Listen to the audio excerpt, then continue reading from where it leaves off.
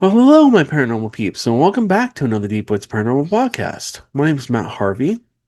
I am the founder and lead investigator with Deep Woods Paranormal. I'm also the host of the Deep Woods Paranormal podcast, where we're making the paranormal normal. All right, guys. So my question to you today is, where did the Bigfoot legend begin, and how did it become America's greatest mystery?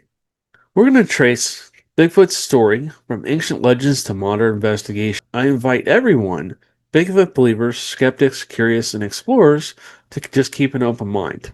So, we're going to go back to the ancient roots of the wild man. We're going to start with the ancient roots of the wild man. Then we're going to go into the frontier encounters and early reports. And then we're going to basically go into the birth of modern day Bigfoot. And then we'll go into the culture and symbolism of today's Bigfoot. All right, so let's start with the indigenous stories from a long time ago, before it was called Bigfoot. So I have a lot of different little clips here that I've looked at. For generations before the Bigfoot phenomenon, many indigenous people across North America have had their own stories, traditions, and names for a largely hairy humanoid creature that inhabits the forest. These stories are very widely by tribe, depicting them as being powerful and supernatural spirits, elusive wild people, or sometimes as relatives, so like kind of some kind of human. So, the Pacific Northwest is the original name for Sasquatch, and it's home to many stories about these big beings. So the First Nations, the term Sasquatch comes from Halkamon, Halkamon, word meaning wild man or hairy man. The people believed that the Sasquatches had the ability to move between physical and spiritual worlds and a protective entity. So there's a lot of people that think that they can travel from place to place through portals or other things, or they can disappear and reappear, or they can cloak. Um, so this kind of makes sense. It kind of goes towards that belief if you're into that. So other stories tell of the Pukwudgie, the wild man of the woods, and another Dezakawa, a hairy, forest-dwelling female giant. It's a supernatural figure who can steal the souls of lost humans and trap them in the underworld. It's a cannibalistic creature who kidnaps children, but is also known for bringing wealth. Okay, so in the coastal Salish tribes, many tribes, including the Lumini, have passed down tales of the Sasquatch for centuries. The creature is often viewed as a sense of relevance and mystique. Okay, and the Mulkshoot tribe, tribal members have cautioned against speaking of the Sasquatch, or it might be drawn to you. They describe it as a human-like, furry-covered creature known to steal fish and women. Another Mokla story tells of a Salupu, a hairy child stealing aggress. Interesting. So, again, when I was growing up, nobody really believed in Bigfoot. And then most of the people told me that Bigfoot was just basically, a story to basically get kids in at night from playing in the forest. So that's kind of how I grew up on believing that. I always thought that they were just some kind of myth or folklore uh, that was just out there to scare kids out of the forest, right? So it wasn't until I had my first Bigfoot sighting that I actually believed or became a knower, if you will. Uh, into, basically, and then I got into starting to research these things, and the more I've researched, the more curious and the more strange it gets, and the more I just want to do more. I want to learn more about them. So, indigenous legends of wild people are not limited to the Pacific Northwest and are found in traditions throughout North America. The Tule River Indian tribe, the creation tale of the Yukut people includes the hairy man who is a gatekeeper of the spiritual world. Ancient pictographs on the Tule River Indian Reservation, estimated between 1800 and 3000 years old, depict an 8 foot tall figure. Okay, so the Lakota Indians know the creature as Chai Tay. Tag. I'm probably mispronouncing this. Bear with me. I'm really dealing with sinus issues. Or bigger elder brother. In their tradition, encountering a Sasquatch is considered a spiritual gift that brings special messages. Uh, that's pretty interesting. The Obi-Wa people have a word for a similar creature, sabe, which I've heard people call it a sabe, which is used as a symbol of for honesty. The Spokane tribe. This tribe has long told of a race of giants who lived in the mountains. Their story features common elements also found in a modern Bigfoot tales, such as creatures whispering to each other and throwing rocks. Okay, so this is interesting. Near Alaskan native groups, many of these communities have traditions of a hairy man described a large a reclusive and nocturnal figure. Some stories from Yukon River region mention the creature making their territory with upside down, marking their territory with upside down tree roots. So, if you're listening to this and you're listening to Bigfoot behavior from, coming back from all these stories from these tribes, a lot of it makes sense with modern day stuff. I mean, upside down trees, screams, throwing rocks, whistling at each other, stuff like that. I mean, all that's stuff that I've heard, and I know a lot of other Bigfoot researchers out there have experienced. Uh, so, anyways, yeah, this is very interesting because the more you look back at the history and you're trying to compare old stories, the more things kind of align with what's going on now with the research now. Um, it's interesting that 1800 to 2000 years ago, 3000 years ago, these they're having the same exact experiences as people are in the 2025, 3000 years later. All right, so let's go over to similar myths worldwide. You got the Yeti, the Yowie, the Almas. Basically, you got all kinds of different creatures. I don't think there's a continent on this planet that doesn't have some kind of Bigfoot-like creature. Um, so the legends of large bipedal hairy humanoids like the Yeti, the Yowie, and the Almas exist worldwide, suggesting a universal archetype representing humanity's connection to the primal world. These stories tap into deep-seated human themes, such as the mystery of the wild man who lives in the fringes of civilization, bridging the gap between humans and animal kingdom. So, what's interesting about this, the consistent presence of the hairy humanoid across the global folklore points towards a powerful universal archetype, meaning basically similar. I mean, if you look at humans, we are similar, but we're different. We're different shapes, different sizes, different colors, different heights, and stuff like that. And Bigfoots could be similar. I mean, if we really did come up from primates, the more you look at primates, the more they kind of may have evolved from them. The more we kind of look like into the Bigfoot uh, theories, the more they kind of all kind of match. If you look at primates now, a lot of the behaviors they have, Bigfoots have. So let me continue to read this to you. The liminal figure. This creature exists at the boundary between nature and civilization, animal and human. It represents the untamed wild that modern humans have left behind, acting as a link to more of a primate past. The projection of humanity, fears, and anxieties, as Carl Jung theorized, archetypes reside in the collective unconscious. The hairy humanoid often gosh, I can't talk today, embodies humanity's fears of our own animalistic and savage nature, a dark reflection on ourselves that we fear losing control over. So basically, what he's saying is that basically if you took the humanity kind of out of us, we might be more like a gorilla or other animal with more primal instinct that basically would make us more animal-like instead of civilized. Okay. Unknown and mysterious. Settled the world expands.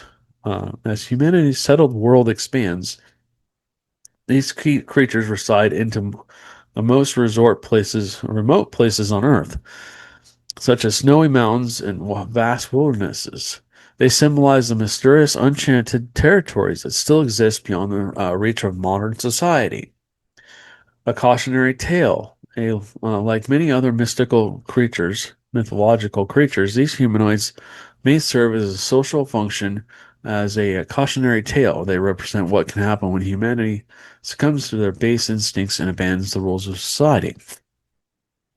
So what they're saying there is basically if you took a human and basically dropped them out in the woods, they would become more animal-like and they might become a little bit more Bigfoot-like, if you will. They would have to hunt. You have to go back to hunting and building primitive shelters and learning how to use rocks to make tools and stuff like that.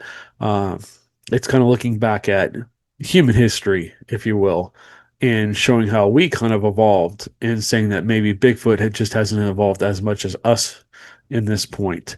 Um, like I said, if we kind of split off from them and they are some kind of humanoid creature, and again, take all this with a grain of salt. This is all just theory at this point.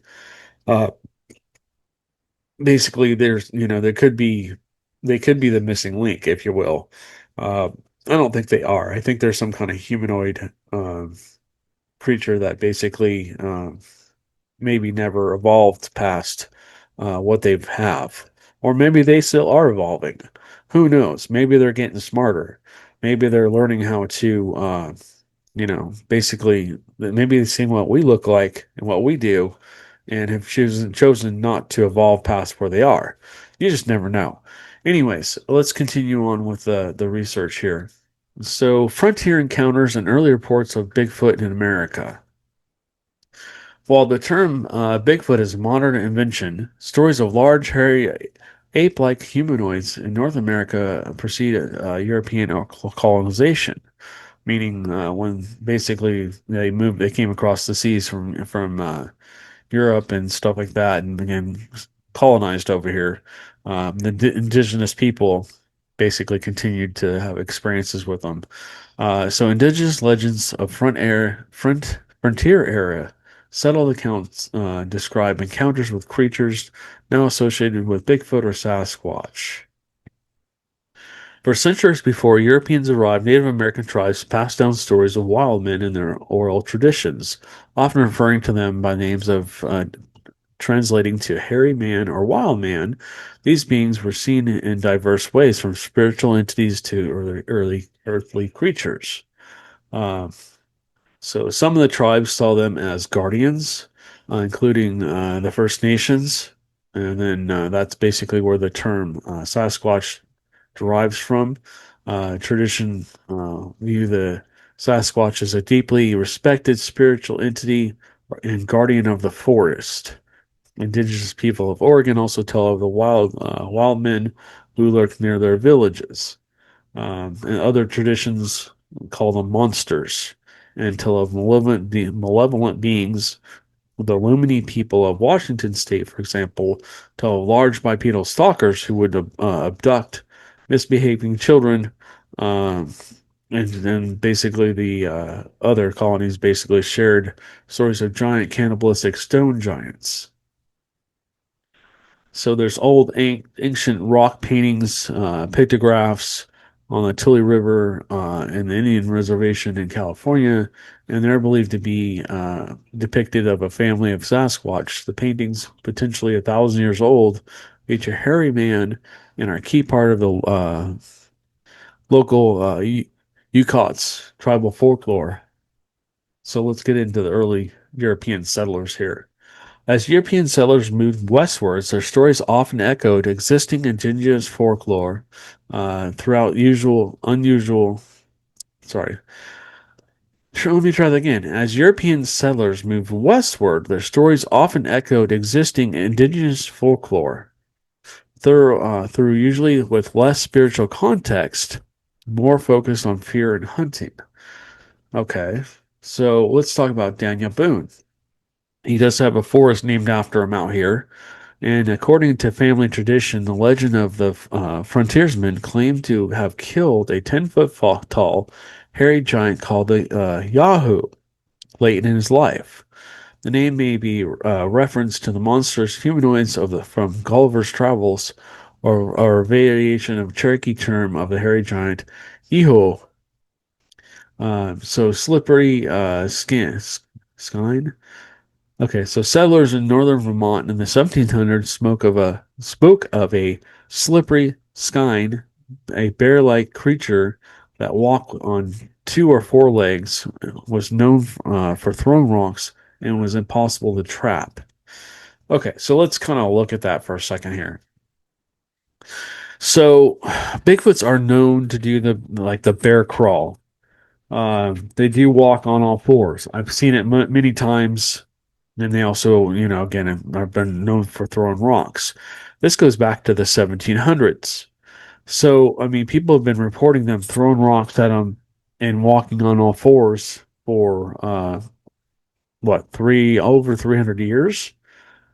So now we're tracking this behavior all the way back 300 plus years. So that's pretty interesting. In the 19th century, Arkansas wild man in 1851, a newspaper reports in 1851 described two hunters in Greene County, Arkansas, excuse me, who saw a creature of gigantic stature. The body was being covered with hair. The body being covered with hair, chasing cattle.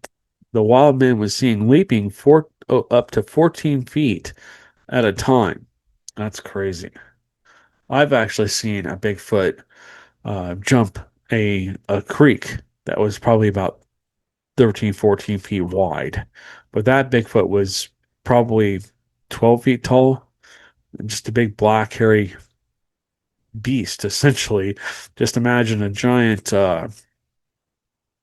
ape basically running on 2 feet, uh, and then just basically being able to jump really far. Okay, so let's keep going with this. So, Wild Man of California, 1870, east of San Jose, newspapers documented the sighting of a hairy gorilla roaming the Diablo mountain range. And then Theodore Roosevelt in 1880, in his book of the Wilderness Hunter, Roosevelt wrote of a frightening encounter in Washington state, in which he heard strange and unsettling noises that he could not identify, which is strange. So, okay, he actually didn't have an actual sighting, but he heard a bunch of strange noises that he couldn't identify. And Roosevelt was an avid hunter, so he would know the noises in the actual forest. Okay, so the capture of Jacko. In 1884, a much disputed report from Yale, British Columbia, claims that a train crew captured a gorilla-like creature they named Jacko. It was said to be about 4 feet 7 inches tall and weighing 127 pounds, but it later disappeared while being transported. Huh. Scratching your head, and you're like, okay, that's a little strange. The one that got away, right? Okay. And that's probably a juvenile at that point. I mean, if it's only 4 feet, 7 feet tall, and only 125 pounds, I mean, that must have been a baby Bigfoot. Uh, okay, so 20th century and the rise of Bigfoot. So the legend gained further traction in its modern name in the 20th century, particularly in the northern Pacific. So the Ape Canyon incident of 1924. Miners on Mount St. Helens, and if you know anything about Mount St. Helens, when it erupted, supposedly there was a bunch of dead Bigfoot bodies found, uh, and they basically made it disappear, Big Brother. Uh, but people have been claiming to see Bigfoots up there for a long time. Anyway, so miners on Mount St. Helens in Washington claim to have been attacked by a group of large ape-like creatures that threw boulders at their cabin. This wild, this wildly reported story significantly fueled the legend. Blah. Bear with me, guys. I'm really battling sinuses right now. So the term Bigfoot, 1958, the modern term was coined in 1958 after large, unidentifiable footprints were found in the Humboldt County, California, and publicized by the County Times. Okay, so let's keep going with this. So, after a logging company employee, Jerry Crew found a set of enormous man-like 16-inch footprints in the mud at Bluff Creek, California. The incident receives national media attention and popularized by the name Bigfoot for the mysterious creature. So here's the details. The initial finds: 1958, Crew was working as a bulldozer operator for the Wallace Brothers Logging Company near Bluff Creek in Northern California when he found strange tracks. Widespread rumors. The crew's discovery prompted other loggers to share their stories of huge tracks they also had found, along with unexplained events like 450-pound oil drums being unexplicitly moved. Oh my gosh. I am really struggling. Bear with me, guys. I can't even talk. The name, the name, where did the name come from? The crew and his co-workers began calling the creature Bigfoot, and named that gained traction after the local journalist Andrew Gazalsi of the Humboldt Times picked up the story. The evidence. Crew made a plaster casting of the tracks and brought them to the newspaper office. A photo of him holding one of the castings was publicized in the October 1958, and the story was picked up by the news outlets nationwide. Excuse me for a second. Excuse me. All right. Decades later, the incident was revealed to be a hoax, but by then the legend was already firmly established. And I guess in Ray Wallace's confession in 2022, I'm sorry, 2002, after the death of logging company owner Ray Wallace, his family claimed that they had carved the wooden feet used to make the prints. I guess the family had a history of making pranks. Wallace's family stated that the giant footprints were originally intended as a joke, and that was too embarrassed to reveal the truth after the story gained so much attention. So the debate continues. The Wallace family uh, revelation did not completely end the belief in Bigfoot, as some enthusiasts continue to search for the proof of his existence. All right, so Bigfoot tracks are often found in Bigfoot hotspots. I mean, they faked them, but I mean, if you look back at the history, these footprints have been seen well before that happened. Um, they're probably just looking for some attention, trying to maybe get some new accounts or whatever, and so they basically just wanted to, make a name for themselves. I mean, I found 22-inch footprints. I mean, I have a size 13 wide, and I put my foot next to this, and it's like half the footprint almost. And my foot looks like a little kid's foot next to it. And clear print, unfortunately, it was sitting in some water. There was some water in the bottom of it, and if I'd put some plaster casting in it, it would never have dried.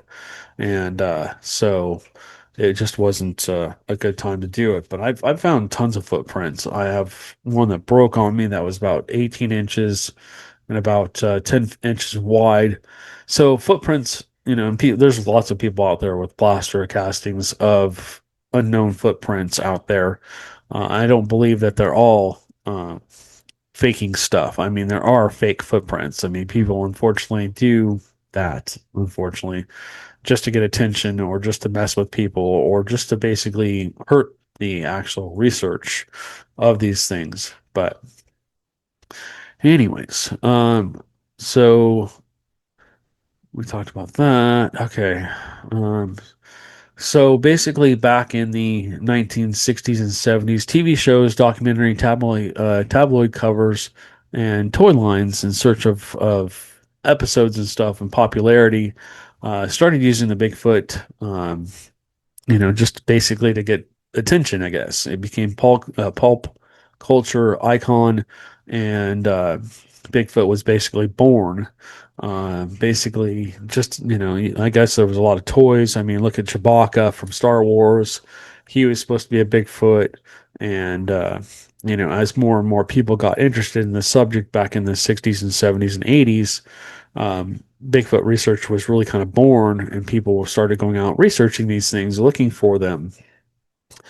And as they've done the research over the years, over the last, 40, 50 years, 60 years, now Bigfoot's really kind of come to life. I mean, and whether you're a believer or skeptic, or excuse me, guys, I apologize, a believer, skeptic, or you're on the fence or whatever, um, it's the decision is up to you. I always say, if don't expect anyone to believe in Bigfoot until they've really gone out and done their own research, and that goes with anything paranormal.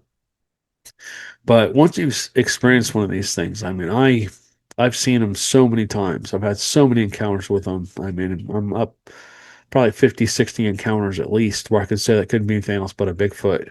And especially when I was researching Black Star Canyon, day, night, middle of the afternoon, they would just show themselves to me. They felt comfortable with me until I screwed up and crossed an imaginary line, that a boundary with them, where I left trail cams down and I caught them on camera. But I've learned that you got to be really careful, because they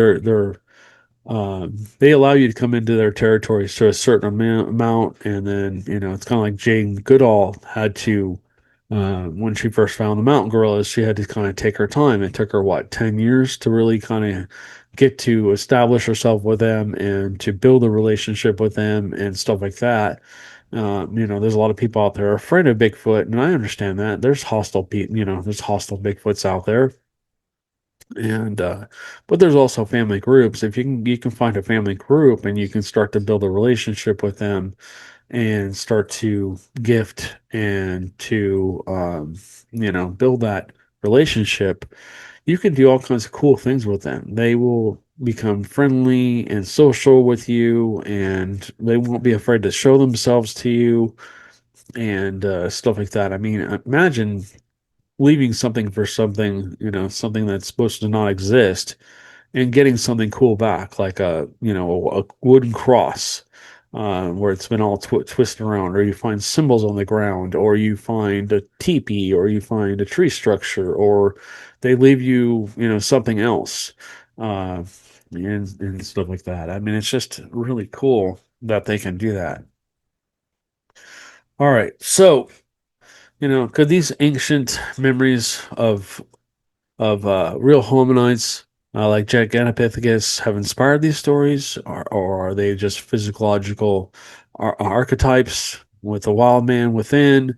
Um, what are these things? Really, you guys really have to answer your own questions on this. Have you ever seen a Bigfoot? You know, um, have you ever seen one disappear? Have you ever seen one go through a portal? I don't know. You can basically go through and share your stories down below. Please feel free to. Again, on this channel, there's no judgment. We don't want anybody being mean in the comments. But like I said, if you've had an encounter, we'd love to hear about it. If you'd love to be a guest, like to be a guest on here, we'd love to hear from you, and have you share your story. You don't have to be. You can be anonymous if you want to, but the more stories that come out, the more people that kind of come out and tell their stories, the more we're shedding light on this subject, and the closer we are to getting to the bottom of what this really is, what they are. Are they some kind of, you know, paranormal creature? Are they some kind of guardian in the forest? Are they a spirit of some sort? Are they interdimensional beings? Are they just like an ape-like creature that lives in the woods? Are they some kind of human relative that is just unknown at this point, or that Big Brother doesn't want us to know about? Right. All right. So, uh, you know, are they ancient legends? I don't know. The story, the folklore of Bigfoot continues. Whether you think it's a myth, a memory, a legend, just folklore, or something that's designed to keep kids out of the forest, let us know. And we'll love to hear from you guys. So, again, comment down below, and we'd love to hear from you. And we will catch you guys on the next one.